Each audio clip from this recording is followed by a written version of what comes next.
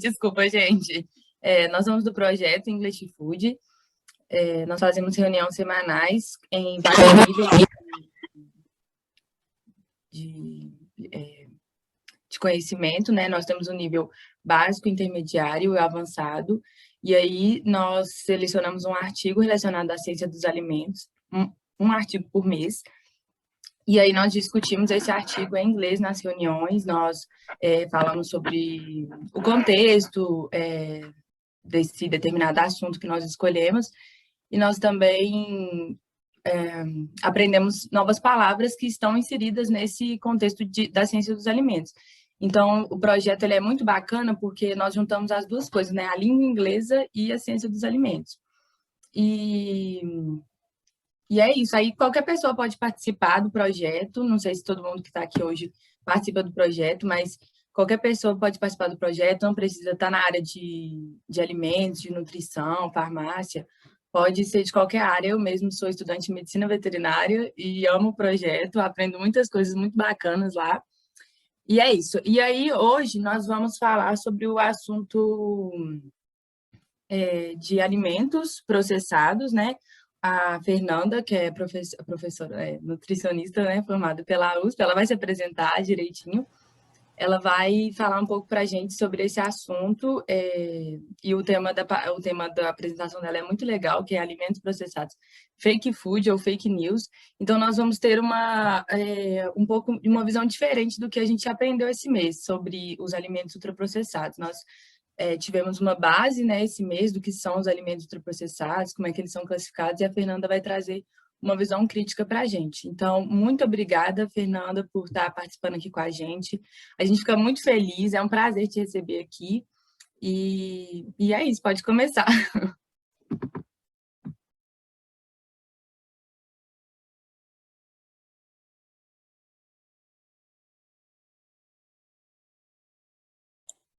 Bacana, muito obrigada, Raíssa, pelo convite, pela introdução, por apresentar um pouquinho para mim também esse projeto.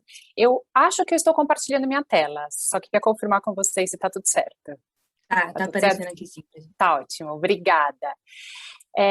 Bom, como a Raíssa falou, então o desafio meu aqui hoje com vocês é falar um pouquinho sobre esse tema, né, de alimentação, de alimentos processados, se é saudável, se não é, se é um fake food, se não é comida de verdade, se na verdade isso tudo é fake news, enfim, para a gente discutir um pouquinho sobre isso. Então, antes de começar, eu vou contar só um pouquinho sobre mim. Eu sou Fernanda Martins, eu sou bióloga, sou nutricionista, eu tenho mestrado em saúde pública e, bom, nesse chat eu coloquei também algumas outras informações sobre mim, onde eu já trabalhei também, onde eu estudei, e também eu deixo aqui meu contato do LinkedIn e no Instagram, caso alguém tenha interesse aí num contato futuro. Eu trabalho já há mais de 10 anos na indústria de alimentos e eu me orgulho muito de poder trabalhar com o meu propósito de vida dentro da companhia, que é tornar mensagens de nutrição e saúde fáceis e acessíveis, empoderando pessoas a tomarem decisões, né, para uma vida mais saudável e sustentável. Então, esse é um pouquinho sobre mim. E agora vamos começar efetivamente no nosso tema, né? Mas antes da gente começar, eu queria convidar vocês para uma pesquisazinha. Não tem, é anônima, tá? Então eu vou colocar aqui, a minha ideia é que a gente comece pensando assim, dessas opções que eu coloquei aqui, eu coloquei 4 produtos.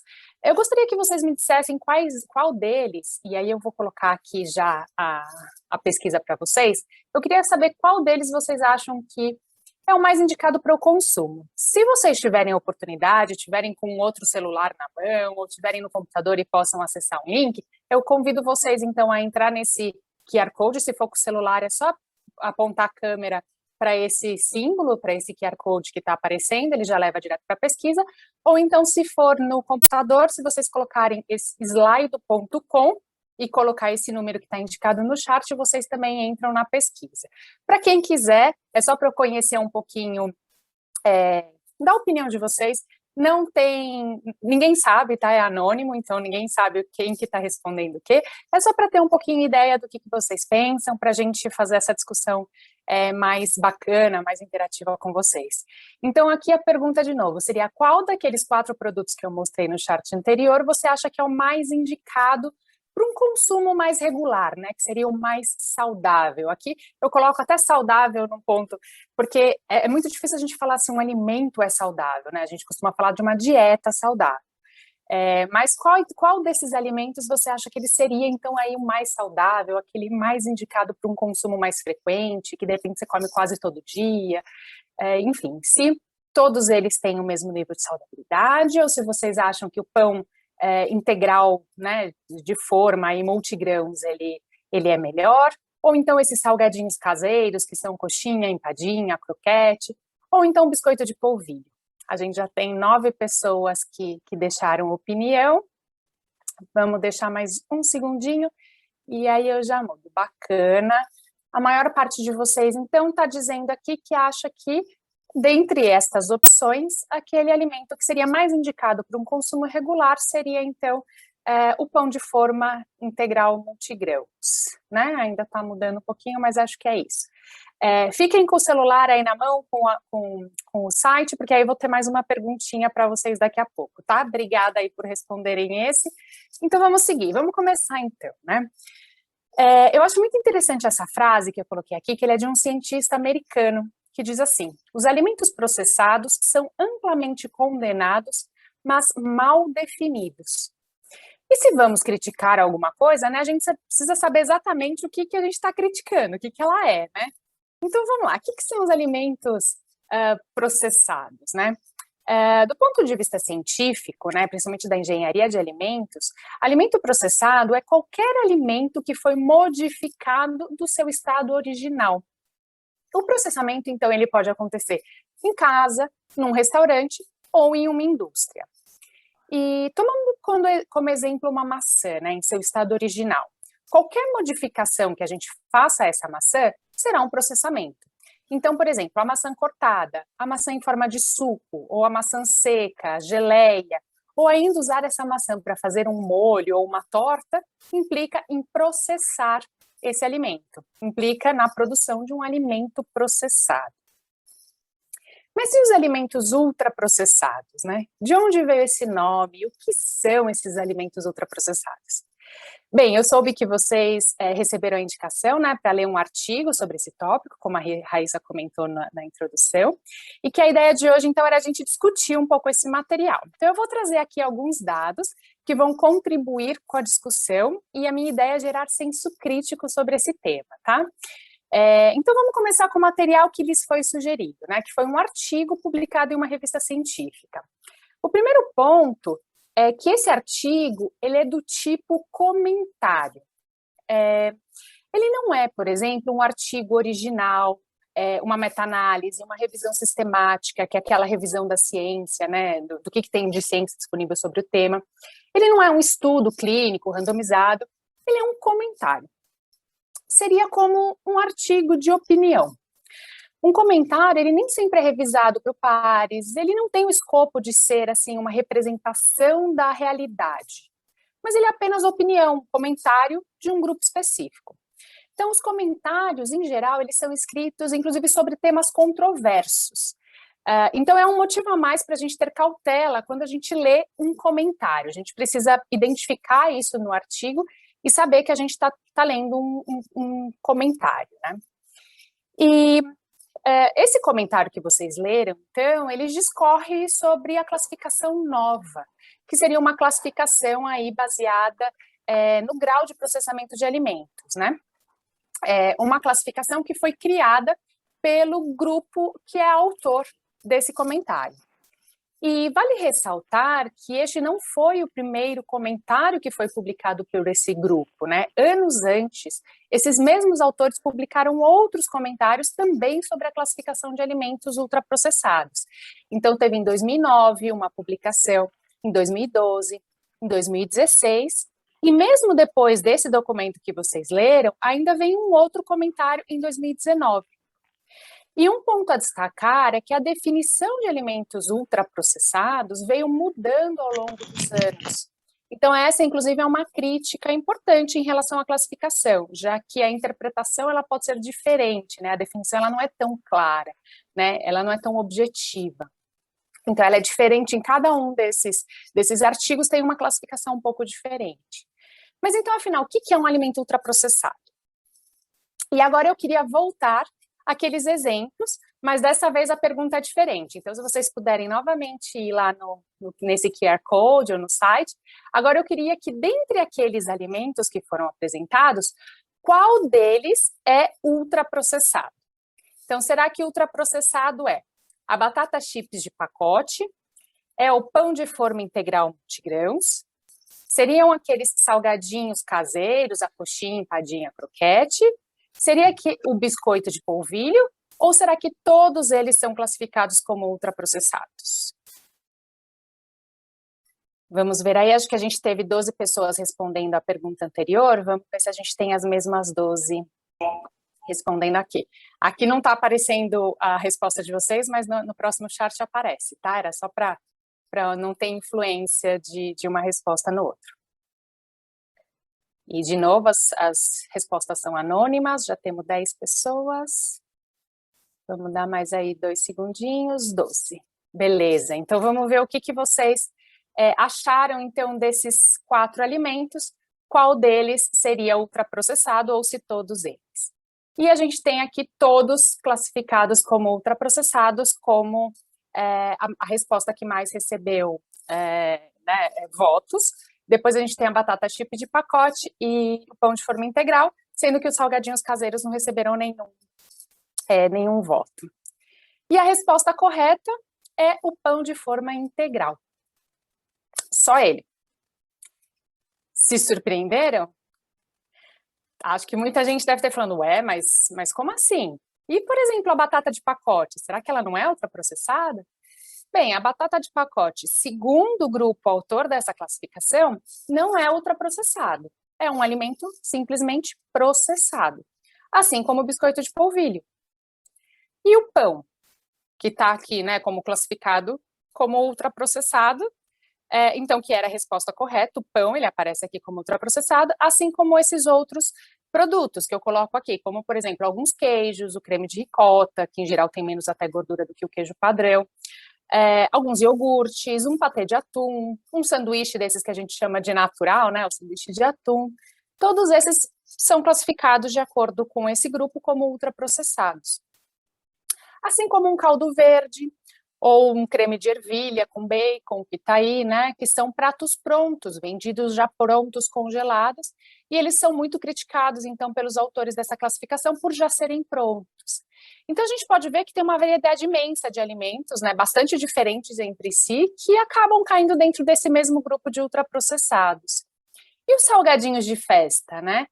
Alguns deles são assados, mas a maioria deles são fritos, né? Ninguém classificou ele sozinho como ultraprocessado, apesar que na resposta as pessoas que responderam que todos eram ultraprocessados também incluíram esse grupo dentro dos ultraprocessados.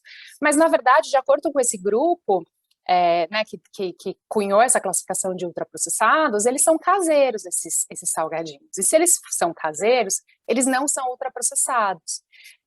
Então, essa classificação acaba colocando tudo que é caseiro, mesmo que seja frito, gorduroso, como não ultraprocessado e, portanto, numa categoria que seria, assim, vista como mais saudável, já que são caseiros. Mas, na verdade, eles não olham o valor nutricional, né, desse alimento. E tem mais, o professor Monteiro, né, que é o principal autor desse artigo, ele chegou a dizer que o salmão de cativeiro poderia ser classificado como um alimento ultraprocessado. Então, é importante a gente ter em mente que ser ultraprocessado não é sinônimo de alimento pobre em nutriente ou com alto teor calórico ou não saudável, vamos dizer, né? Ficou confuso, será, né? Tipo, quando a gente começa a olhar, assim, a gente olha a classificação, às vezes parece simples, mas quando a gente começa a aplicar, pode ficar confuso, né?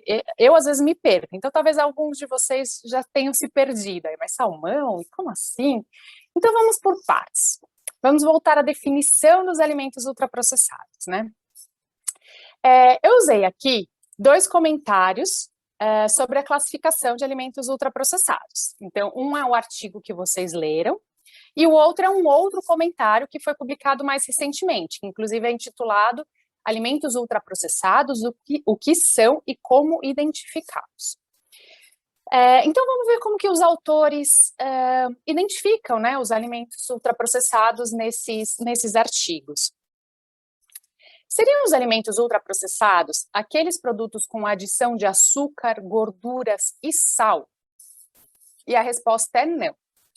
Não, porque açúcar, gordura e sal também pode ser adicionado àqueles alimentos que são classificados como processados e não como ultraprocessados.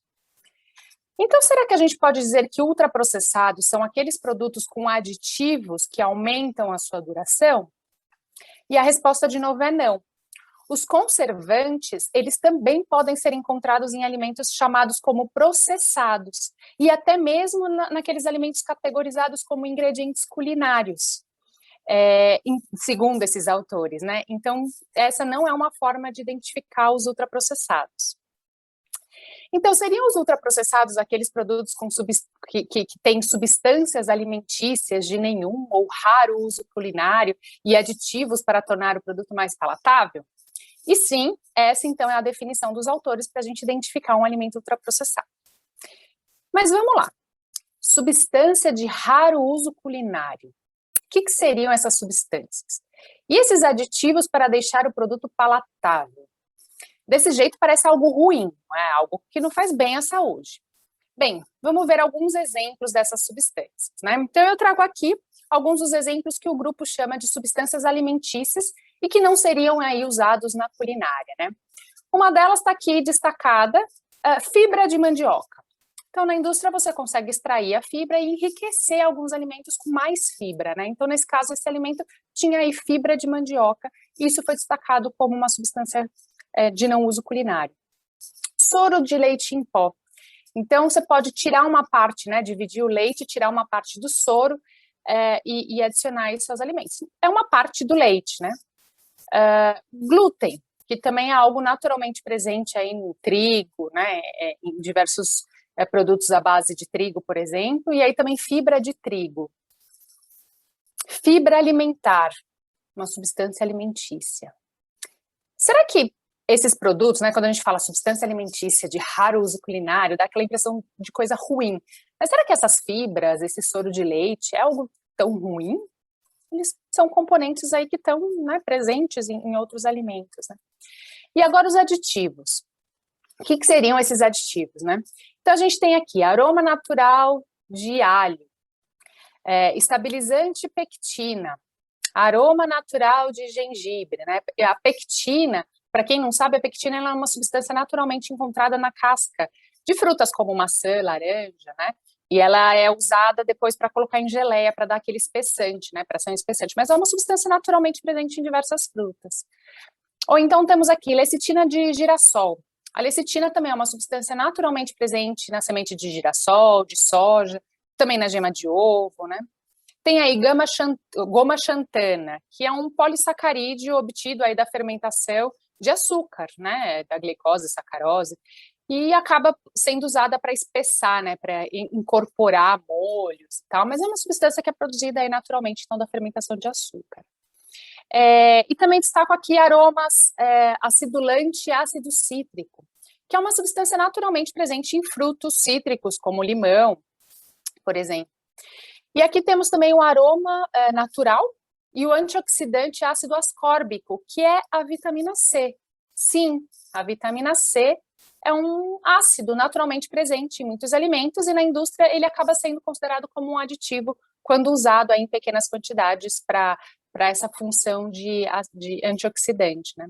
Então, veja que alguns nomes estranhos aparecem, como estabilizante, acidulante, oxidante, mas esses exemplos aqui são todos de substâncias naturalmente presentes em alimentos, mas que quando são usados pela indústria, eles acabam sendo classificados como aditivos, e aí devem ser declarados com a classe dessa função, né? Então, por exemplo, apesar de ser a vitamina C, o ácido cítrico, se ele está sendo usado como para deixar a substância, não deixar oxidar, né, para ser um antioxidante, eu preciso declarar como aditivo, né? Mas é uma substância que está aí presente e que faz bem, né? É vitamina C. Então, apesar de parecer algo assim de outro mundo, os aditivos podem ser simplesmente substâncias que já existem em outros alimentos, mas que recebem esse nome quando estão sendo usados dentro da indústria, né? Então, vamos fazer aqui uma pausa, né? O que é o aditivo, né? Porque é tão condenado, todo mundo fala, é aditivo, é algo químico, é algo que faz mal. Vamos entender o que é aditivo, né? Então, primeiro, aditivo é um termo regulatório, ele não é um termo de saúde, ele não é um termo que tem uma conotação de saúde ou de nutrição, ele é um termo regulatório, é a regulamentação que define o que é um aditivo. E a gente tem aqui o Ministério da Saúde, então a Anvisa, regulando sobre aditivo. Além disso, ele é um termo bastante genérico, ou seja, um monte de coisa é aditivo, como a gente vai ver, tá? Então, quando a gente fala aditivo faz mal, é complicado porque você está juntando muita coisa, e se a gente quer né, fazer juízo de valor de alguma coisa, você tem que ser mais específico, o que exatamente você está falando, né? Então, vamos lá. Aditivo, ele é um termo regulatório, genérico, usado para qualquer substância adicionada ao alimento que não aporte calorias nem nutrientes, ou seja, sem a função de nutrir. Então, aqui a gente já tem o primeiro ponto de atenção, né? Veja, é bem genérica, né, essa definição, é qualquer alimento, mas aí qualquer ingrediente, né, adicionado, e algumas pessoas me questionam, Fernanda, mas para que eu vou adicionar alguma coisa no alimento se ele não tem a função de nutrir? Esse raciocínio até pode fazer sentido, né, num primeiro momento. Aí você pensa assim, se é um alimento, eu não quero nada ali que não nutra. Mas apesar desse pensamento fazer sentido nesse primeiro momento, é só a gente pensar em alguns exemplos, até caseiros, para a gente ver que não é bem assim, que esses ingredientes eles podem ser importantes. Por exemplo, quando você adiciona fermento à massa de um pão ou de um bolo, a função desse fermento não é nutrir, não é te dar energia, te dar nutrientes, é sim promover a fermentação para fazer com que o bolo ou o pão cresça. Então, na indústria, quando você usa o fermento, ele pode ser classificado como um aditivo, porque é uma substância adicionada que não tem a função de nutrir. Ele tem uma outra função, que não é de nutrir. Então, nem tudo que a gente coloca no alimento tem a função de nutrir. E tudo bem, isso não é um problema, né? Então, voltando à definição. Aditivo é qualquer ingrediente sem o propósito de nutrir e com o objetivo de alterar as características físicas, químicas, biológicas ou sensoriais. E quando a gente vê isso, a gente também, vai alterar a característica química do alimento. Mas vamos lá, por que a gente quer, algumas vezes, alterar as características de um alimento, né? Vamos pensar num exemplo caseiro. Quando a gente corta uma fruta, uma maçã, uma banana, e deixa exposto por um tempo, o que acontece? Há um escurecimento enzimático, não é verdade? Ele começa a ficar escuro. Então, o que a gente faz? A gente adiciona suco de limão ou de laranja, por exemplo, na nossa salada de frutas, para evitar que as frutas que já estão ali picadas, cortadas na salada de fruta, por exemplo, ela fique muito escura. A função de adicionar essa laranja ou limão não é de nutrir, não é deixar a salada de fruta mais nutritiva. É, na verdade, alterar as características químicas dessa salada de fruta, né, e desse alimento, dessas frutas cortadas, e evitar que ocorra a oxidação desses compostos fenólicos ali presentes na fruta. E assim a gente evita o escurecimento, que é o chamado escurecimento enzimático. Então, na indústria, o ácido cítrico, o ácido ascórbico, que eles podem vir aí do suco de laranja e do suco de limão, eles são usados com essa função, né? Com essa função de, por exemplo, antioxidante, evitar essa oxidação da fruta. E aí ele acaba sendo colocado dentro dessa categoria de aditivo. Mas é mais ou menos a mesma coisa que a gente faz em casa quando a gente adiciona esse suco de limão ou de laranja. Só que às vezes, por exemplo, eu não quero o gosto da laranja, ou eu não quero o gosto do limão. Então eu tiro só essa substância, só esse ácido cítrico, esse ácido ascórbico, e uso só essa substância. Assim eu tenho o benefício né, dessa modificação no meu produto, mas eu não tenho aquele sabor que de repente não combina com o meu prato que está ali. Mas é simplesmente isso, né? É uma coisa que a gente faz em casa, só que em casa não tem nome. E quando a gente faz na indústria, a indústria tem que colocar que aquilo está sendo usado como um aditivo, aquela substância. Mas é a mesma coisa que a gente faz em casa. Outro exemplo é a maionese, né? A maionese ela é feita com água e óleo, né? Se alguém aqui já fez uma maionese em casa, sabe que é bastante óleo e água, né? Mas a gente sabe também que água e óleo não se misturam, né? Então a gente já deve ter feito aí quando criança o experimento de colocar num copinho água e óleo e a gente vê que formam duas fases, eles não se misturam. Para a gente conseguir formar a emulsão, que a gente chama, a emulsão é a junção da água e do óleo, a gente adiciona gema de ovo. Então, em casa, para preparar uma maionese caseira, a gente coloca água, óleo e muitos ovos, né? Por quê? Porque esses ovos, a ideia de adicionar o ovo não é deixar o alimento mais nutritivo, a maionese mais nutritiva, mas é alterar a característica química da água e do óleo, fazendo com que eles se misturem. E isso porque na gema do ovo tem uma substância que é a chamada lecitina, que ela tem essa propriedade de formar essa emulsão, de ligar a água e o óleo. Mas na indústria, se eu usar essa substância, que é a lecitina, eu tenho que chamá-la de aditivo emulsificante, que é aquele aditivo que vai ajudar a formar essa emulsão, que é o que eu consigo com muito ovo na maionese caseira. Então, por exemplo, uma maionese industrial, ela é feita com menos ovos. Inclusive, ela pode ser feita sem ovos. Você pode usar essa lecitina, que é essa substância que está na gema do ovo, mas também está na semente do girassol, por exemplo, e usar para formar essa emulsão. E aí você tem um produto, inclusive, sem ovos e sem nada de origem animal, por exemplo, para um vegano. Então, você consegue fazer aí um tipo de uma maionese vegana. Tá? Então, na indústria, como eu comentei, acaba que a lecitina é um aditivo, né? E quando a gente faz um molho de tomate em casa, né? Às vezes ele fica um pouco ácido. Quem já fez, né? Às vezes vê que na hora que você prova, ele tá com um gosto um pouco forte, ácido.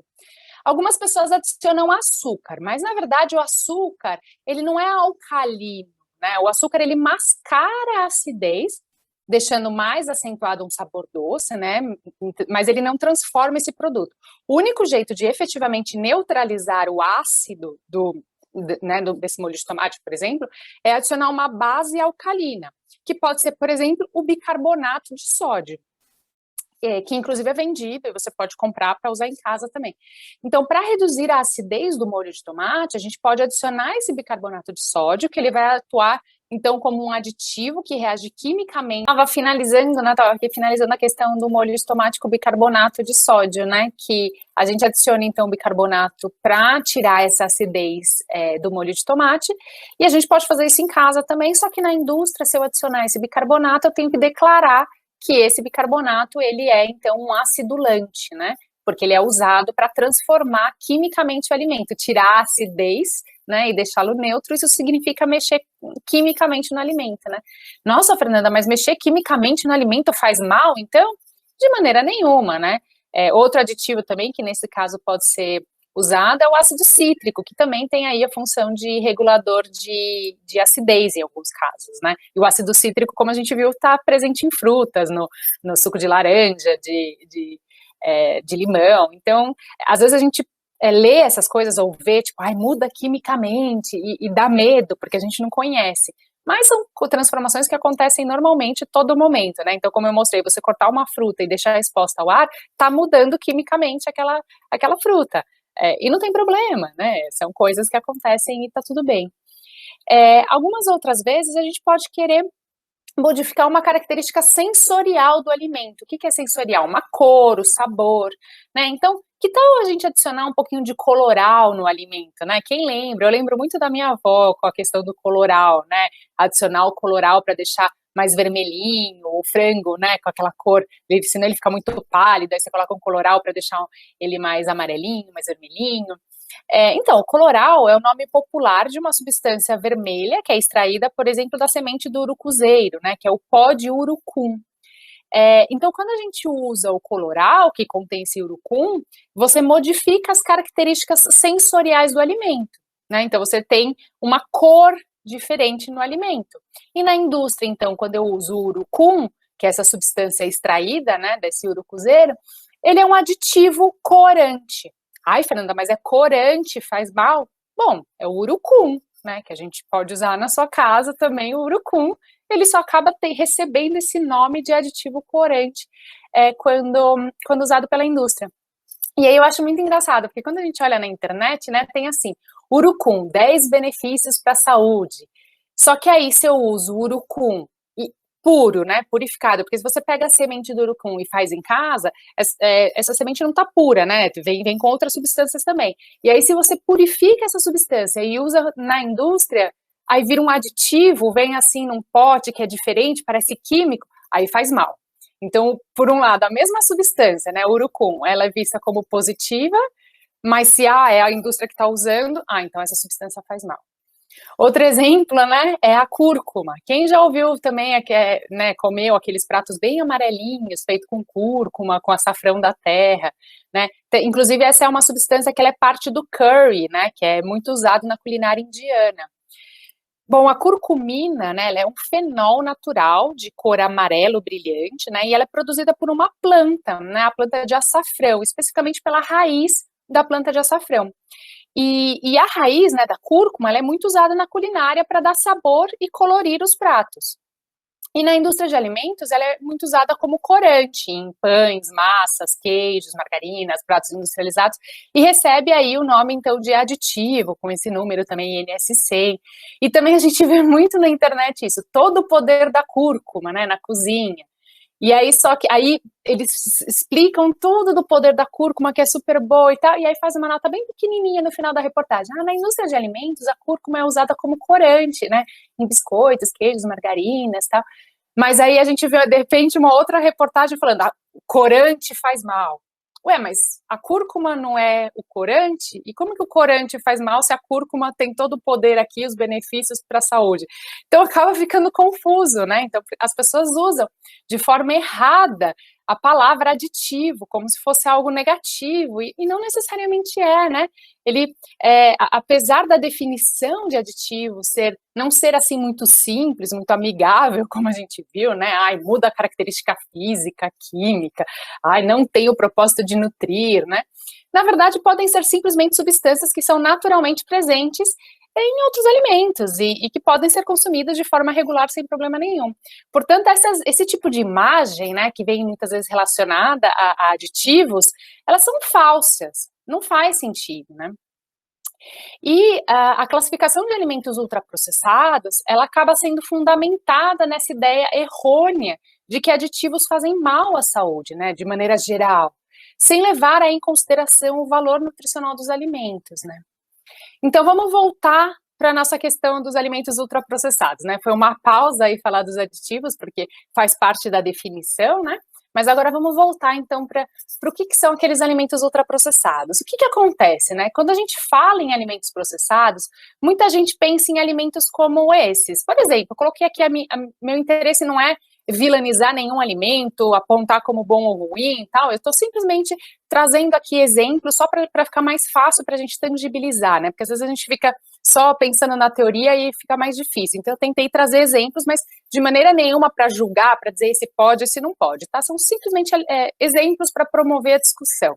Então, algumas pessoas pensam assim, sei lá, uma pipoca doce, né? Essas pipocas doces de pacote, que me lembra a minha infância, ou a batata chips aí de pacote, ou então alimentos que têm muito açúcar, né? Como doce de leite e tal.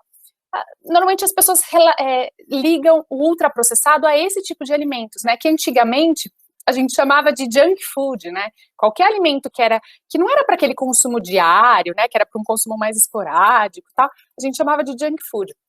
E hoje em dia parece que o alimento ultraprocessado tá sendo usado dessa forma, como alimentos ruins, né? Mas na verdade não é bem assim, né? Por exemplo, esses alimentos que eu acabei de mostrar, pela classificação nova, eles são classificados como processados. Então eles não entram naquela categoria dos alimentos que devem ser consumidos com uma menor frequência, eles são simplesmente processados.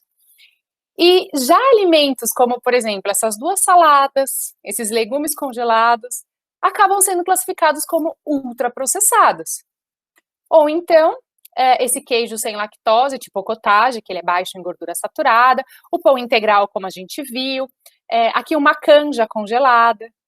Então, claro, eu trouxe aqui alguns exemplos que eu escolhi justamente para provocar a reflexão, né? Eu quis sair do óbvio e trazer aqueles pontos que são muitas vezes ignorados, mas que são importantes. Faz parte dessa classificação. Se você usa essa classificação, você está colocando esse tipo de alimento dentro desse grupo de ultraprocessado. Então, a gente precisa falar desses alimentos que acabam sendo vilanizados, quando talvez não devessem ser, né? Ah, mas alguém pode me perguntar, Fernanda, mas e se eu tiver uma alimentação sem nenhum alimento ultraprocessado, né? Na dúvida, né, pelo sim, pelo não, eu vou por uma alimentação sem ultraprocessada, porque aí eu vou ter uma alimentação saudável, certo? Bom, não é isso que os estudos mostram. Uma dieta sem ou com muito pouco alimento dos chamados ultraprocessados não é necessariamente saudável. Então, vamos ver. Estes gráficos, eles foram montados com dados, né, de consumo da população brasileira. A referência está aí embaixo, é um artigo também publicado. Para cada um desses 3 gráficos, né, a gente tem 2 colunas. A primeira coluna de cada gráfico, ela representa o consumo de uma parcela da população que é aquela que consome menos ultraprocessados. Nesse caso, apenas 2% da energia que essa população consome vem de ultraprocessados, ou seja, é muito pouco, né? É quase nada. A primeira barra de cada um dos 3 gráficos é aquela parte da população que não consome praticamente ultraprocessado. A segunda barra é o outro extremo, é aquela parte da população que mais consome ultraprocessado, chegando aí a quase 50% da energia consumida vinda desse tipo de alimento. E também nesses gráficos você vai ver uma linha horizontal verde, né? Então, em cada gráfico, essa linha verde, ela representa a recomendação de consumo, tá? Então, se a gente pensar assim, uma alimentação sem alimentos ultraprocessados, se ela é saudável, a gente tem que pensar que essa alimentação, ela cumpre com as recomendações, né?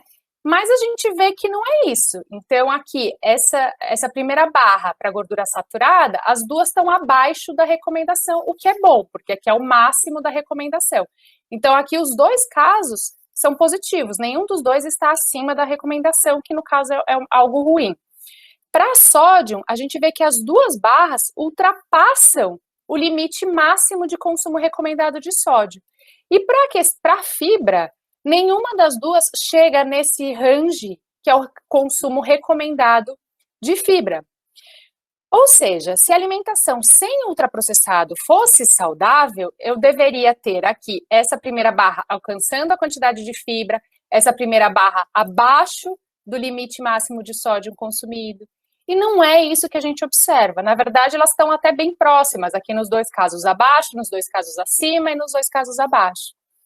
Então, mesmo quem praticamente não consome alimento ultraprocessado, não está tendo uma alimentação saudável no Brasil, né? E se a gente olhar agora o sódio especificamente, a gente está vendo que o consumo é excessivo nos 2 casos, né? Aí eu vejo dados assim, né? Essa aqui é uma matéria bastante recente, que saiu na Veja Saúde, que diz assim, 70% do sódio consumido vem dos alimentos industrializados, fazendo então deles, né, o vilão da alimentação saudável. Mas, infelizmente, muita coisa que a gente lê aí nos meios de comunicação é falsa. E eu posso te dizer que este conteúdo é falso, né? Então, no gráfico anterior, a gente já via que não era bem assim, porque mesmo aquela população que quase não consome nada de ultraprocessado, também tinha uma dieta excessiva no consumo de sódio. Ué, mas se ela não consome ultraprocessado, como é o ultraprocessado que está trazendo excesso de sódio, né? Não faz sentido. Mas eu vou trazer mais uma informação que comprova que essa informação que saiu na reportagem é falsa, né? Então, essa aqui foi uma apresentação do Dr. Eduardo Nilson, que é do nosso Ministério da Saúde, em um evento da Organização Mundial de Saúde, que aconteceu no começo de junho, há cerca de 2 meses só. E ele mostra, então, no gráfico dele, aqui no slide dele, que 64%, né, da ingestão de sódio do brasileiro, ou seja, a maior parte, vem da adição às preparações, ou seja, aquele sal adicionado na cozinha, durante o preparo ou naquele momento do consumo imediato, né? e que apenas uma menor parte, aí 30%, vem dos alimentos industrializados. Ou seja, dizer que os alimentos ultraprocessados são os vilões em relação ao consumo de sódio é falso, tá? E aqui um dado oficial do Ministério da Saúde. E, além disso, um outro dado oficial do Ministério da Saúde também é em relação à POF, que é a Pesquisa de Orçamentos Familiares. Né? Então, ela avaliou o consumo alimentar de mais de 34 mil brasileiros e mostrou que 51% do consumo total de sódio vem só de 4 elementos. Do sódio adicionado à carne, na hora que a gente prepara a carne, na hora que a gente prepara feijão, o arroz e também o sal do pão francês. O sal do pão francês é menos de 10%, ou seja, mais de 40% vem só do sal que a gente adiciona na preparação de carne, feijão e arroz. E quando a gente olha o açúcar, 55% vem do açúcar adicionado ao café. Acredita? Então, da população brasileira, 55% do açúcar, do consumo de açúcar de adição vem da adição que as pessoas colocam ao café. Apenas uma pequena parte vem do alimento industrializado. Então, a gente precisa mudar o hábito da população, a gente precisa olhar isso, né? E quando eu apresento esse dado aqui da POF de 55% vem do café, as pessoas falam, não, Fernanda, é mentira, eu não coloco açúcar no café. Talvez você não coloque, que bom para você, mas a maior parte da população coloca. E aí eu trago aqui essa imagem que é de um reality show aí do Big Brother Brasil, deste ano, no começo do ano, em que uma das participantes coloca aí, vamos contar, 3, 4, acabou, tá bom, né? 5 colheres de açúcar no café. E por que é importante a gente falar disso, né? Porque enquanto a gente culpar os alimentos industrializados, a gente não está ajudando esse consumidor a melhorar os hábitos dele, que é o que realmente a gente precisa mudar. Então é mais fácil eu culpar o alimento industrializado e falar, eu tô comendo muito açúcar por conta da indústria. E aí eu não preciso olhar para o meu hábito de colocar 5 colheres de açúcar no meu café, eu não preciso mudar isso, né? Eu culpo alguém, uma outra pessoa, eu não trago para mim essa necessidade de mudança. Isso acaba sendo mais fácil, mas não é efetivo, né? Então, como conclusão, né, um alimento ultraprocessado, ele não é sinônimo de alimento alto em calorias, de alimento alto em açúcar, sal ou em gordura. Ele não é sinônimo de alimento que é pobre em valor nutricional, como a gente viu o caso do salmão. Não é um sinônimo de alimentos com aditivos, como a gente viu, né? Aditivos também podem estar presentes nos alimentos processados ou até nos ingredientes culinários. E, por fim, alimento ultraprocessado não é sinônimo de alimento não saudável. Então, a reflexão que eu deixo, assim, para que serve essa classificação, então, né? E por tudo isso que a gente falou até agora, a definição de ultraprocessado, ela vem gerando muita controvérsia. Vários pesquisadores criticam e rejeitam essa classificação. Nesse chart eu destaco aqui algumas das críticas publicadas, né? E de que, como, por exemplo, se trata de uma classificação superficial e enganosa, né? Que não se correlaciona com a qualidade nutricional dos alimentos, a menção de que não se deve associar o termo ultraprocessado a alimentos de baixa qualidade nutricional, uma vez que, né, não depende da intensidade do processamento, mas sim da composição do alimento final. Aqui mais menções, né, de que embora a classificação nova esteja sendo usada e amplamente, ela não é usada de forma consistente, já que cada autor interpreta de uma forma, né? Tem gente que não coloca o pão integral como ultraprocessado, e tem gente que coloca, então fica confuso, né? Há aqui a recomendação de que é mais importante considerar a densidade nutricional do alimento, né, os nutrientes, do que o seu grau de processamento, que os alimentos ultraprocessados não são necessariamente altos em açúcar, gordura ou sal, não são necessariamente menos saudáveis. Então, a conclusão desses pesquisadores é que não se pode avaliar um alimento por seu grau de processamento, independente do seu valor nutricional. E que, na verdade, a gente tem aí décadas de estudo em nutrição que mostram a importância em sim avaliar o valor nutricional e a densidade nutricional, né, de um alimento. E é por isso, então, que a expressão e o conceito de alimento ultraprocessado não é reconhecido, nem aprovado ou utilizado por muitos pesquisadores e governos, por exemplo, da Espanha, né? Mas embora, assim, no Brasil se fale muito sobre o tema, porque ele foi criado aqui, então os criadores acabam defendendo muito esse termo, né? Mas ele está longe, né? A gente está longe de ter um consenso sobre isso, de que se concorde com isso, né? E muitos pesquisadores afirmam que o termo é mais confuso do que ajuda em uma alimentação saudável. Isso porque, como a gente viu, alimentos muito bons acabam entrando nessa classificação, né? Já que ele ignora o valor nutricional do alimento. Mas aí vocês podem me perguntar, mas Fernanda, se não faz sentido, então, usar a recomendação em relação a alimentos ultraprocessados, como que a gente define e orienta uma alimentação saudável? Bem, a gente pode usar a recomendação da Organização Mundial de Saúde. De acordo com a Organização Mundial de Saúde, uma dieta saudável é aquela com quantidade suficiente de frutas, verduras e oleaginosas, por exemplo, nozes. Ela é uma alimentação que é adequada em calorias, ou seja, o consumo de calorias tem que ser equivalente ao gasto que a gente tem de energia, a gente não deve comer mais do que a gente gasta em termos de calorias, e também que essa alimentação seja limitada em açúcares livres, gordura saturada e sódio, que são ingredientes, nutrientes aí que a gente sabe que não fazem bem à saúde. Então, tudo isso, independente se o alimento é processado ou não, a Organização Mundial de Saúde não fala que não é para ser processado, né? Então, na verdade, se você seguir essas orientações que estão aqui, independente se é um alimento processado ou não processado, sua alimentação vai ser saudável. Então, como conclusão, para a gente encerrar, a classificação de alimentos ultraprocessados, ela não se correlaciona com a qualidade nutricional dos alimentos. Então, assim, de acordo com especialistas, né, alimentos que são recomendados como parte de uma alimentação saudável, eles acabam podendo ser classificados como ultraprocessados, enquanto alimentos poucos nutritivos ficam fora dessa classificação, né? Então, por exemplo, a gente viu o leite, o doce de leite. O doce de leite, ele é rico em açúcar, não é para a gente consumir diariamente. Só que ele não está classificado como alimento ultraprocessado. Então, acaba que pode dar a percepção de que ele é saudável. Ou então, aqueles salgadinhos, croquete, coxinha, fritos, eles também têm uma quantidade de gordura mais elevada, talvez. Eles também não deveriam ser consumidos todo dia, né, de forma corriqueira e em alta quantidade. Ah, mas eles são caseiros, então pode. Né? Então, pode dar essa falsa percepção do que é realmente um alimento saudável.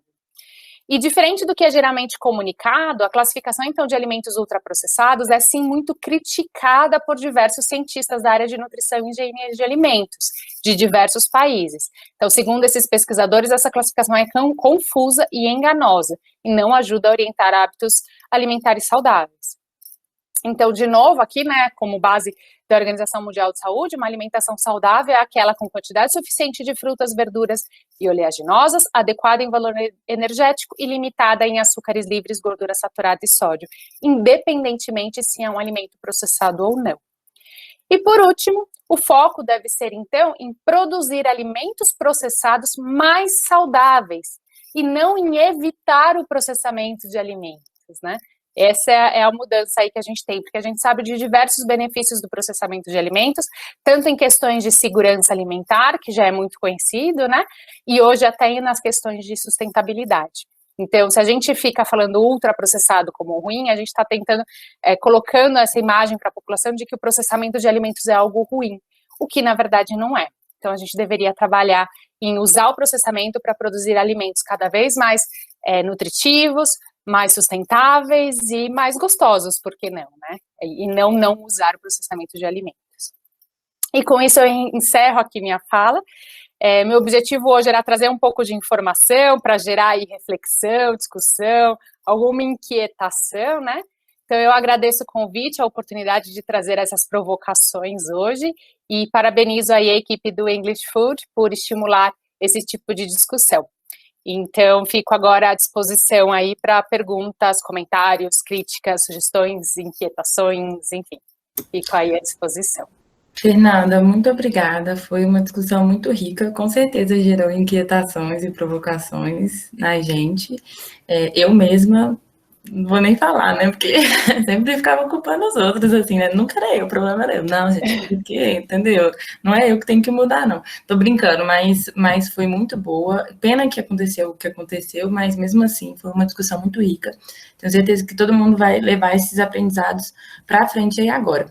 A gente teve alguns comentários, algumas perguntas. Aí no final você falou do doce de leite, né? A Giovana comentou assim que ela não pensa no doce de leite como ultraprocessado, só leite e açúcar. Ela pensa em refrigerante, né? Quando ela pensa em ultraprocessado. Aí a Alicia perguntou assim: o que, que você pensa sobre o guia alimentar? E depois ela até perguntou se você é a favor de uma reformulação do guia. Eu acho que guias alimentares, eles são instrumentos fantásticos, eles são necessários, eles são instrumentos que a gente precisa ter para a orientação da população. O que a gente sabe é que, por exemplo, por que cada país tem o seu próprio guia alimentar, né? Se a recomendação de alimentação saudável ela é a mesma, por que cada país tem um diferente? Porque a gente precisa adequar de acordo com a nossa população, com a nossa cultura, né? Então, a gente sim precisa de guias locais que reflitam a realidade, a ciência, né? Enfim, mas eles são instrumentos importantes. O nosso guia atual, ele tem uma parte dele que é focada na questão dos alimentos ultraprocessados. Então, por conta dessa definição e de toda a controvérsia que há sobre o tema, eu acredito que essa parte do guia ela poderia ser revisada, trazendo aí toda essa questão das discussões que a gente vê esses cientistas colocando, né, sobre esses alimentos que acabam entrando como ultraprocessado, mas que eles não são ruins para a saúde. Então, eu acho que valeria a pena, sim, fazer essa revisão, principalmente dessa parte dos ultraprocessados, talvez usar um pouco mais da classificação ou da recomendação de alimentação saudável da Organização Mundial de Saúde. Eu acho que se a gente se baseasse nela, seria mais importante, né? E nosso guia, como ele acaba focando no alimento ultraprocessado, é aquilo que eu comentei, parece que se você não consumir ultraprocessado, sua dieta já é saudável. E, na verdade, a gente vê que não. Então, o fato de você orientar, a principal orientação que você dá para a população é para ela não consumir ultraprocessado, não necessariamente eu estou garantindo que ela vai ter uma alimentação saudável. Então, qual que seria o objetivo dessa recomendação, né? E, além disso, a gente sabe que os guias, eles devem ser revisados com uma certa frequência, porque a população muda, os tipos de produtos mudam. Então, a gente tem, por exemplo, o guia americano, que ele é revisado a cada 5 anos. O nosso guia, ele já passou, já está com 6, 7 anos, se eu não me engano. Então, já poderia ser um momento, sim, de fazer uma revisão, mas porque a gente sabe que a revisão, ela leva um tempo, né? Não é que a gente revisa hoje e hoje publica um novo guia. Então, se a gente pensar que a gente já tem aí 6, 7 anos do guia e a gente abrir essa discussão agora, vai levar ainda 1, 2 anos para a gente ter um novo guia. Então, eu acho que é um exercício válido revisar sempre, tudo, né? Então, eu acho que sim, é um exercício que seria interessante de ser feito. Eu acho até que você respondeu a pergunta da Ellen, ela tinha perguntado assim, qual tipo de confusão o termo alimento ultraprocessado pode ter relacionando-se ao guia alimentar? Mas eu acho que isso já eu acho que o que acontece é isso, porque a recomendação principal do guia é evite alimento ultraprocessado. Ou consuma alimento minimamente processado. Mas, por exemplo, um bacon, né, que você matou ali o porco, pegou o bacon na hora, ele é minimamente processado, e não por isso ele é um alimento que deve ser consumido todo dia, né? Então, eu acho que a questão é essa. O que eu sinto falta, né, e o que eu vejo as críticas em relação ao guia alimentar, são principalmente duas. Uma, que ele não traz quantidade, né? Então, quanto que eu tenho que comer? Simplesmente não há quantidade, o guia é qualitativo. E a quantidade, ela é importante para orientar, né? Então, quanto que eu devo consumir? A gente sabe que é individual, mas uma orientação genérica, ela ajuda em termos de quantidade. E o guia não traz, o nosso atual, o anterior trazia, e o nosso guia atual não traz. E o outro é realmente essa questão de focar só no processamento e não trazer a qualidade nutricional, né? A quantidade de nutrientes parece que não importa. Então, eu acho que essas são as debilidades que a gente vê como críticas ao guia atual e que poderiam ser melhoradas. Sim. A Giovana perguntou assim, se você tem alguma restrição na sua alimentação ou come todo tipo de alimento. Olha, é o que a gente sempre fala, né? Eu sou nutricionista, mas eu sou uma pessoa. E eu tento recomendar, na verdade, o que eu faço. E o que eu faço? Sim, eu como de tudo, em quantidades que eu acho adequadas, com a frequência adequada. Ou seja, tem alimentos, às vezes, que a gente gosta muito, mas que a gente sabe que não é algo que é para consumir sempre. Então, eu gosto muito daquela maçã do amor de festa junina. Mas não consumo sempre. Consumo quando? Uma vez por ano na festa junina. E tudo bem. Aquela calda de açúcar ali vai me matar? Não, eu consumo uma vez por ano, não é parte frequente do meu consumo. Então, eu não gosto de vilanizar os alimentos, eu não gosto de julgar se um alimento pode ou não pode. Eu acho que a alimentação saudável é a composição da dieta, né? Então, se a gente olha só só um alimento, se a gente viver só daquele alimento, então, a banana é um alimento saudável? É saudável. Só que se eu viver só de banana, eu não vou ser saudável, minha alimentação não vai ser saudável. Então, eu acho que a gente deveria evitar esse bom e ruim dentro do alimento, né? E trazer para uma abordagem mais de dieta. E o segredo, para mim, é quantidade e frequência. Então, qual é a quantidade que você consome e qual é a frequência que você consome? E, além disso, trazer pontos assim, por exemplo, eu gosto muito de salada. Mas eu não gosto de salada, alface, tomate, cebola. Eu gosto de uma salada que tenha um molho, que traga outros ingredientes. Então, são também coisas que ajudam a você a consumir aquele alimento.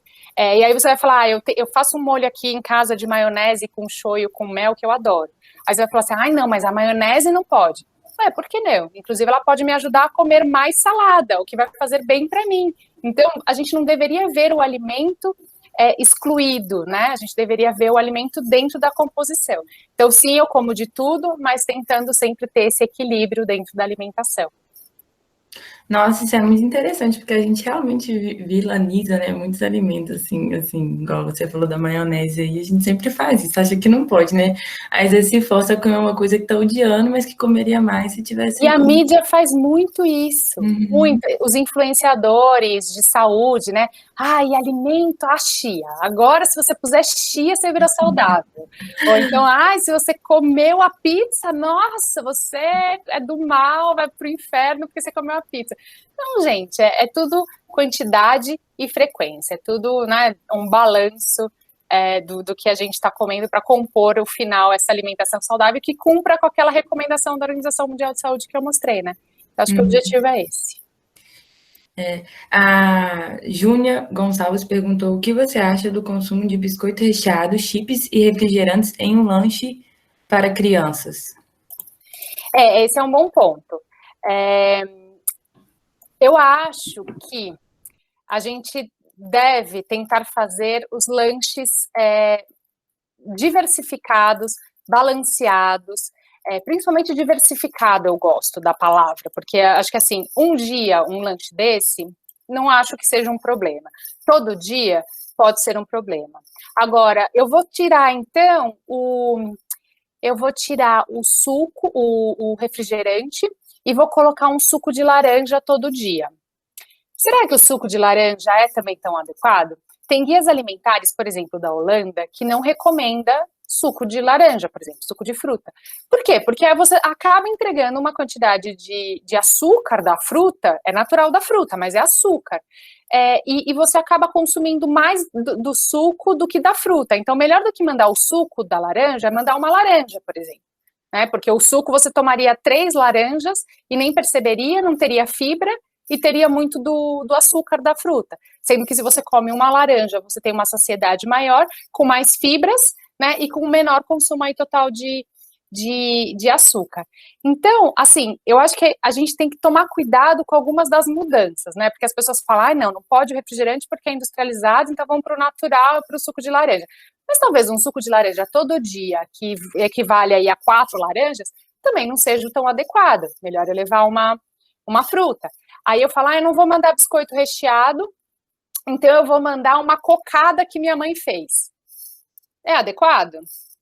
não é industrializado, mas também não é adequado. A cocada ela é feita com muito açúcar também, então também não é um lanchinho tão adequado. Então, o que eu quero dizer com isso? Que às vezes a gente se prende muito à questão do industrializado e não ao valor nutricional. E a gente deveria sim olhar o valor nutricional desses produtos para que ele seja mais nutritivo para a criança. Então, a gente deveria sempre diversificar, então nunca mandar a mesma coisa na lancheira da criança, né? Tentar diversificar e tentar observar o valor nutricional desse alimento, que ele seja, então, baixo em açúcar, baixo em sódio e gorduras saturadas e tentar aí ser mais rico em fibras e em outros nutrientes. E aí pode ser tanto alimento processado, caseiro, industrializado, mas a gente tem que olhar o valor nutricional dele. Entendi. Aqui, a Flávia perguntou, a Flávia é uma das nossas coordenadoras, né? Ela perguntou uma coisa, eu também tenho essa dúvida. Você considera que a rotulagem frontal irá ajudar nessa orientação de valores nutricionais dos alimentos? Olha, eu tenho uma aula de 2 horas de rotulagem. Se vocês quiserem, eu posso voltar aqui em um momento para a gente falar de rotulagem nutricional. Mas eu vou tentar resumir aqui. Num primeiro momento, eu diria que sim, né? Todo mundo pensa, bom, se você destacar na frente da embalagem que aquele alimento é alto em açúcar, tem alto em gordura saturada, fica mais fácil para a gente identificar aquele alimento, né, e saber que eu não devo consumir. Então, assim, eu diria que num primeiro momento a gente tem essa tendência a dizer que a rotulagem vai resolver o problema. Mas quando a gente olha mais no detalhe, a gente vê que não é tão simples assim. Primeiro, porque a gente tem que olhar o perfil nutricional, né, o limite nutricional desse alimento. Então, por exemplo, de cabeça aqui eu tenho a gordura saturada, para o limite, para ter aquele selo frontal, 4 gramas de gordura saturada em 100 gramas de alimento, tá? Esse é o valor que a norma determina. Se eu tiver mais do que 4 ou 6. Agora eu fiquei na dúvida porque tem o do Chile também, às vezes eu confundo, mas eu acho que é 4 ou 6. Enfim, sendo 4 ou 6, se eu olhar um azeite de oliva, o azeite de oliva tem 15, pelo menos 15, 16 gramas de gordura saturada em 100 gramas de produto. Ou seja, pela norma de rotulagem, o azeite de oliva seria alto em gordura saturada. E aí talvez você olhasse o azeite e falasse, nossa, ele é alto em gordura saturada, ele não faz bem, não vou comprar, não vou consumir. Mas e aí, será que o azeite de oliva é algo que é ruim para a saúde? De maneira nenhuma. Só que o que acontece? A norma ela é feita um critério para todos os alimentos, e quando você pega um alimento que ele é praticamente só gordura, que é o óleo, você acaba que a quantidade de gordura saturada pode ser maior do que aquele limite que você colocou, e você não está levando em consideração a quantidade que é consumida. Eu não consumo 100 gramas de azeite, eu consumo 10. Então, a quantidade total da gordura saturada que eu vou estar consumindo é muito menor. Então, assim, tem diversos pontos que acabam trazendo, né, esses detalhes que acabam trazendo complexidade para o tema e que a gente vê que não é tão simples quanto parece. Eu acho que a gente precisa da norma, né, foi diversas discussões, o objetivo da norma é muito louvável, né, que é ajudar a população a fazer essa alimentação mais saudável, de forma mais rápida, despertar esse interesse, mas é um tema muito difícil, muito complexo, e é simplista quem acha que a norma vai resolver o problema.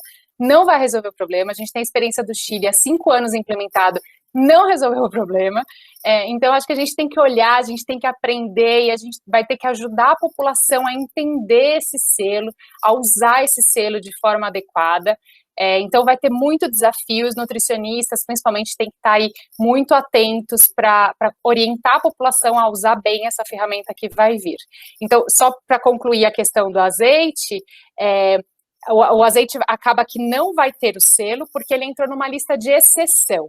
Então, o que acontece? A gente levou para a Anvisa essas anomalias, né? Falando, meu Deus, mas um azeite de oliva vai ter um selo de excesso em gordura, alto em gordura saturada, e não faz sentido. E aí eles, não faz sentido. Então, o que a gente faz? A gente coloca que o azeite não precisa ter o selo. Mas aí, nenhum óleo tem o selo. Aí, o óleo de coco também não tem o selo. Só que o óleo de coco tem 80% de gordura saturada, tem 80 gramas em 100. O azeite tem 15. Ah, mas o óleo de coco também não vai ter o selo. Então, aí que você começa a confusão. Então, a manteiga, que vai ter muito menos gordura saturada, vai levar o selo, e o óleo de coco não. Aí a pessoa pode achar, é melhor eu comer o óleo de coco, então que é melhor. Não, o óleo de coco é pior, só que ele não tem selo porque ele está na lista de exceção. Então, assim, o buraco é bem embaixo, não é tão simples, mas dá aí mais uma hora de discussão, falando sobre o tema. Então, se vocês tiverem interesse, aí a gente volta num outro momento. Mas o tema é gostoso de conversar também.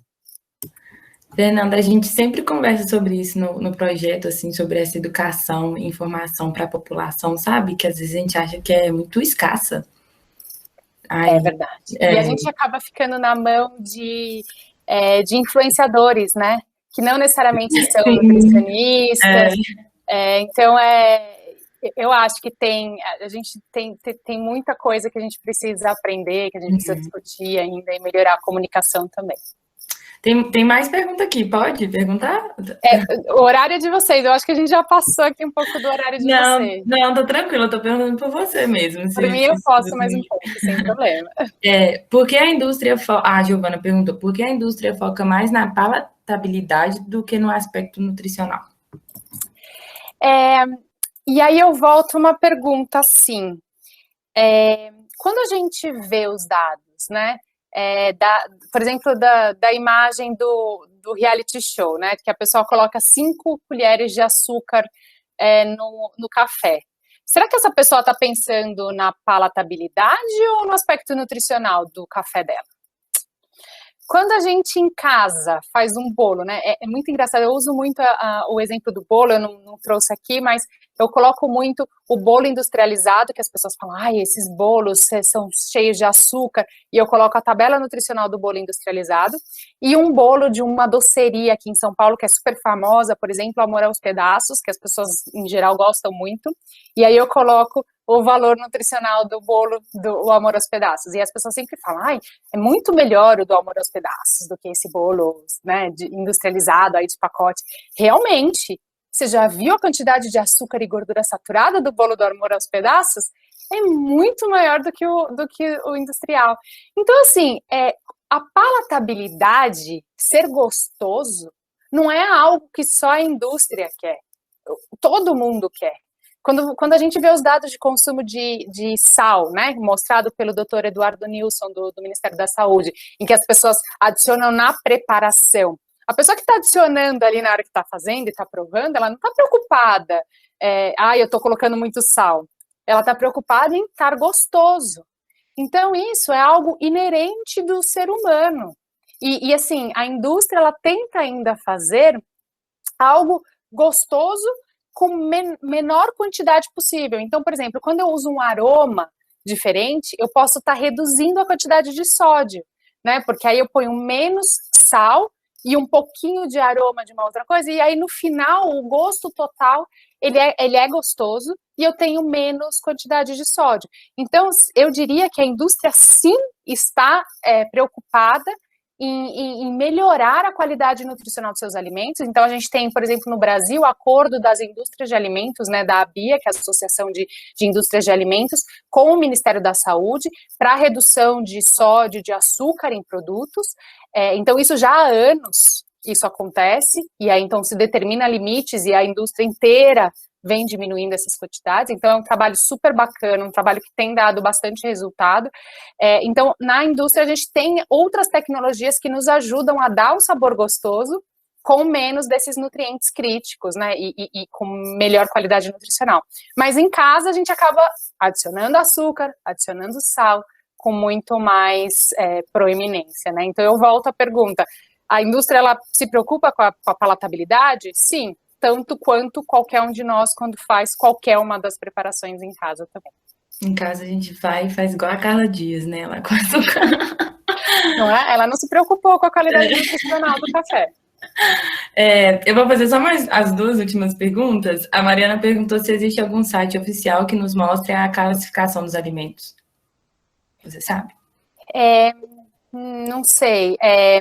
Porque assim, eu entendo que a pergunta deveria ser se é alimento processado ou ultraprocessado, né? Eu acho que é essa a intenção, né? Essa classificação dos alimentos de acordo com esse nível de processamento, né? Se existe algum site. Pois é, essa é a grande dúvida. Inclusive, a gente tem a POF, né, que eu mencionei, que é a pesquisa de orçamentos familiares, em que a gente tem todos os alimentos consumidos pelos brasileiros, e a publicação da POF, o resultado da POF, ele foi divulgado com base na classificação de ultraprocessados, né? Então eles colocam, tantos por cento veio de ultraprocessado, tantos por cento veio de processado. Só que em nenhum lugar eles abrem quais são os alimentos que estavam ali dentro. Então, às vezes eu quero saber, porque, por exemplo, o pão. Se o pão ele é feito na padaria, na verdade, assim, se o pão é feito na indústria, ele é ultraprocessado. Mas se ele é feito na padaria, ele pode ser só processado se ele foi feito direto ali pelo padeiro com a farinha. Mas se a padaria compra o pré-mix da indústria, que já é uma mistura de massa já para depois só finalizar na padaria, aí é ultraprocessado. Aí eu te pergunto, você está lá participando da POF, da pesquisa, então vem um investigador falar com você e falar, o que você consumiu? Você fala, eu comi um pão francês da padaria. Mas será que essa sua padaria, ela usa pré-mix, porque aí é ultraprocessado? Ou o padeiro faz ali na hora e aí só é processado? A gente sabe que isso não acontece, né? Eles não têm como saber. Então, como é que eles estão classificando o pão que eu falei, se era ultraprocessado ou se era processado? Então, essa é uma grande dúvida.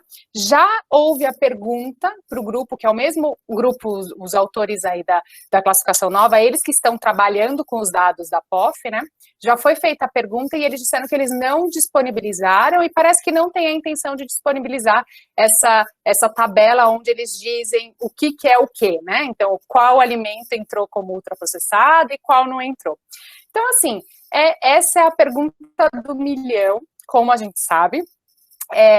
Que eu saiba, não existe nada oficial que coloque. O que eu uso é um aplicativo que chama Desrotulando, que é um aplicativo que tem o apoio do grupo Nupens, que é esse grupo que criou a classificação nova. Então, no aplicativo, aquelas imagens que eu apresentei para vocês, que aparece pão, não sei o que lá, e embaixo, Nupens, ultraprocessado, é desse aplicativo. Então, é o mais próximo que eu acho de uma classificação oficial, mas aí eu convido vocês a olharem alguns absurdos que aparecem lá, em termos da classificação, e inclusive há diversos alimentos. É engraçado que vários dos alimentos que eu comecei a usar nas minhas apresentações, depois eu comecei a ir lá no aplicativo e hoje tiraram a classificação. Então, hoje aparece ali, classificação nova, e não tem nada. Ou seja, acho que nem eles sabem direito como classificar. Então, assim, é confuso, é um tema confuso e é por isso que ele vem sendo criticado, porque quando a gente fala em ciência, em definições, a gente precisa de uma coisa muito objetiva, muito clara, que todo mundo interprete da mesma forma. E o que acontece com a classificação é que cada pesquisador em um lugar, ele interpreta de um jeito, porque a classificação não é clara. Mesmo ali quando fala que alimentos ultraprocessados são aqueles que têm substâncias de raro ou nenhum uso culinário. Bom, raro ou nenhum é diferente também. Raro é quanto? Quantas você usa, né? Assim, se é nenhum, nenhum. Mas raro abre uma margem de interpretação. Então, são definições que não são muito objetivas do ponto de vista científico, e isso traz complexidade para as análises. Então, hoje a gente não sabe os artigos que tratam do tema, se eles estão usando a mesma interpretação sobre a definição. Entendi. E a última, esse artigo, nesse comentário que a gente selecionou, ele até fala um pouco sobre essa perda de cultura alimentar. Aí a Júnia perguntou, existe essa perda mesmo de cultura alimentar com a introdução desses alimentos classificados como ultraprocessados? Você acha que há essa perda? Olha, eu acho que também é um tema difícil da gente falar, né, da cultura alimentar. Tem muito, eu não saberia, tá? Eu vou trazer aqui algumas reflexões, eu não tenho a resposta, vou trazer algumas reflexões para ajudar cada um a tirar sua própria conclusão, né? Mas quando a gente fala, por exemplo, a farofa faz parte da cultura alimentar brasileira? Tudo bem, hoje na minha casa eu não consigo fazer a farofa, mas eu posso comprar uma farofa industrializada.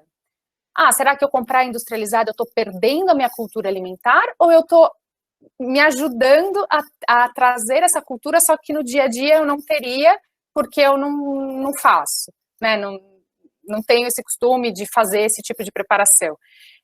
Então, um prato congelado de, sei lá, vou pensar aqui, colocar uma besteira, tá? Mas, sei lá, uma lasanha. Vamos supor que eu não sei fazer uma lasanha em casa, não tenho tempo de fazer lasanha em casa. Ah, e a lasanha faz parte da cultura da região que eu moro. Se eu não sei fazer em casa, mas eu posso comprar pronta, será que isso melhora ou piora a minha cultura alimentar? Não sei. Por outro lado, a gente fala muito de que hoje você tem alimentos do mundo inteiro.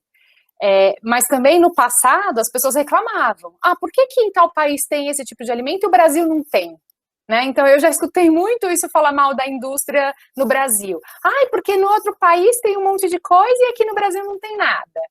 Então, não sei, assim, realmente não sei te dizer. Eu acho que a cultura alimentar, ela faz parte, sim, né, da nossa cultura, ela é importante, e para mim ela está relacionada não necessariamente ao processado ou não processado, ela está relacionada à acessibilidade, ao quanto que aquilo está sendo favorecido, e por um outro lado, o fato de ser algo típico da nossa culinária não necessariamente torna aquilo saudável. Então, sei lá, um quindim, ele é muito típico da culinária de Minas Gerais, sei lá, é de Minas, nem tenho certeza agora. Mas, sei lá, pão de queijo, né, doce de leite, é muito da culinária de Minas. É saudável o consumo diário? Talvez não. Então, assim, eu acho que a gente tem que pensar num contexto amplo, né? Tem um artigo que vai tá sendo publicado agora que fala da questão dos padrões alimentares do Brasil, né?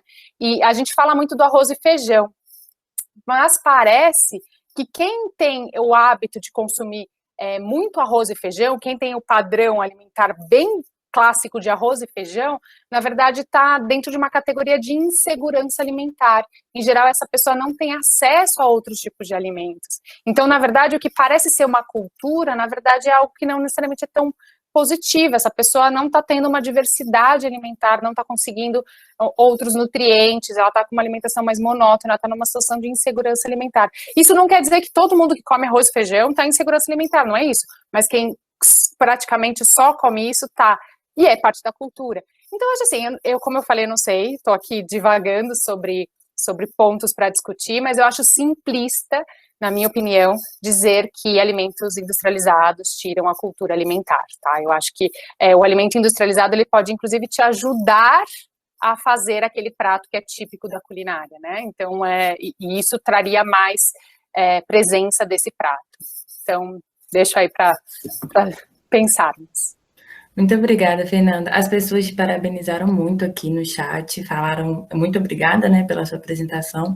Foi muito boa a apresentação, eu gostei demais, tenho certeza que todo mundo gostou, para a gente ter outra visão, né? Como eu tinha comentado com você antes, a gente meio assim, que eu mesma não sabia nada sobre esse tema mesmo de alimentos ultraprocessados. Então, a gente vê uma classificação e você mostrar para nós alguns erros que ela pode trazer, algumas controvérsias, é muito interessante, sabe? A gente é muito, assim, edificador e ajuda muito no nosso aprendizado. Então, muito obrigada. A gente, né, foi um prazer te ter aqui. E a gente pode sim fazer, talvez a gente consiga fazer uma live no Instagram sobre aquele assunto lá que você falou da rotulagem, sabe? A gente, às vezes, a gente faz umas lives no Instagram, às vezes, então a gente pode combinar assim, vai ser muito, muito interessante, vai ser muito legal também, se você quiser, né, participar de novo com a gente. E, nossa, desculpa de novo pelo ocorrido, mas no final deu tudo certo, isso que importa. É isso que importa, acontece, não tem problema. Eu fico de novo muito feliz com o convite, agradeço demais e parabenizo vocês por promover essa discussão. Acho que é isso que a gente precisa, né? Como eu falei aqui no começo da minha apresentação, eu não tinha interesse nenhum de estar certo ou errado, né, mas era de promover a discussão, de trazer uma visão um pouco diferente, talvez, do que o que vocês leram. Então, a ideia era provocar o senso crítico, né? Eu acho que é isso que é o mais importante. Não necessariamente a gente acredita em tudo que lê, como eu mostrei aquele artigo da Veja Saúde, né? As pessoas falam, mas foi na Veja Saúde. Mas é uma informação que não condiz com o que o próprio Ministério da Saúde está falando, né? Então assim, eu acho que a ideia foi provocar a discussão, para que cada um depois reflita e tire suas próprias conclusões. A Flávia, você quer falar alguma coisa? A Flávia, não? Ah, tá, achei que queria. A Giovana falou para você assistir o documentário depois, Muito Além do Peso. Ela recomendou para a gente do projeto. Você assistiu já? Conheço. Ela tinha perguntado qual que era a sua opinião sobre ele, só que eu não sabia se você tinha assistido ou não, fiquei meio sem graça de perguntar. Não, eu conheço, eu acho que traz reflexões interessantes, mas também é um pouco sensacionalista no meu ponto de vista. Então, eu acho que a gente tem que sempre lembrar que esse tipo de comunicação em geral, né, eles são um pouco sensacionalistas, eles querem te chamar a atenção, quer, né, trazer como que aquilo fosse... Então, eu acho que é bacana, traz informações interessantes para a gente refletir, mas eu tenho minhas ressalvas. Se quiser, também a gente usa um outro momento para discutir mais a fundo os detalhes. Tá ótimo. Renata, quer falar alguma coisa? Tá muda, Renata, não tá dando para escutar, não. Ainda não tá dando para escutar, eu acho que seu microfone tá com problema. Mas assim, eu tenho certeza que as coordenadoras também gostaram muito, né, do seu trabalho. Muito obrigada, viu, por participar aqui com a gente. E você é sempre bem-vinda aqui para participar com a gente no projeto. E muito obrigada. Acho que agora tá funcionando. Agora deu. Fernanda, só mesmo te agradecer, né? Foi realmente muito, muito interessante. Acho que é importante ter esse olhar, né? Não ficar só com um pensamento e assim, né, com certeza vamos pensar em novas discussões. Flávia, você quer comentar alguma coisa também? Não, acho que é só agradecer, né? Eu acho que é algo que em alguns momentos eu tentei também divulgar, mas eu, assim, fazer alguns alunos refletirem com esse perfil, só que não é minha área, então eu nunca sistematizei muito essa informação. Então, eu adorei essa informação mais sistematizada, porque é alguns pontos que me preocupa, né? Assim, algumas coisas controversas que eu acho que a avaliação tem que ser mais ampla, né? A gente tem que melhorar a forma de fazer essa educação nutricional, né? Que não dá para simplificar. Então, assim, quero agradecer mesmo. E eu acho assim, apesar de todo mundo, como todo mundo come, né? Todo mundo acha que sabe um pouco de nutrição, né? Eu acho que isso é inerente do ser humano, né? Mas o tema ele é bastante complexo e a gente acaba tentando simplificar, porque a gente sabe que é complexo, que a população quer algo mais rápido, mais simples, só que as simplificações, elas geram erros. Então, a gente precisa estar muito ciente, quando a gente faz uma simplificação, dos erros que isso pode acometer, que é a questão também da rotulagem, né? A gente está tentando simplificar e a gente sabe que isso pode trazer alguns erros. E que, às vezes, tudo bem, mas a gente precisa estar ciente e estar sempre rediscutindo para ver como que a gente consegue minimizar cada vez mais esses erros, né? Então, a rotulagem frontal, por exemplo, ela vai trazer alguns problemas? Vai. Mas será que a gente... Como que a gente trabalha, então, com isso, né? Sabendo que ela vai trazer problemas, como que eu posso melhor educar o meu consumidor a usar essa informação? E eu acho que é isso que a gente tem que ver. A crítica, ela não é necessariamente algo que, então, eu sou contrária a isso. Então, quando eu faço algumas críticas ao que vai vir aí da rotulagem frontal, não é porque eu sou contra a norma, é porque eu acho que existem debilidades, como quase tudo na vida, e que a gente precisa estar ciente e trabalhar essa debilidade, não é ser contra, né? Então, aqui também, bom, a classificação de alimentos ultraprocessados tem seus problemas, isso está sendo visto por muitas pessoas, só que, pesquisadores do mundo inteiro, só que aqui no Brasil parece que as pessoas ficam, não tem problema. Não, gente, tem problema, como toda classificação, como tudo.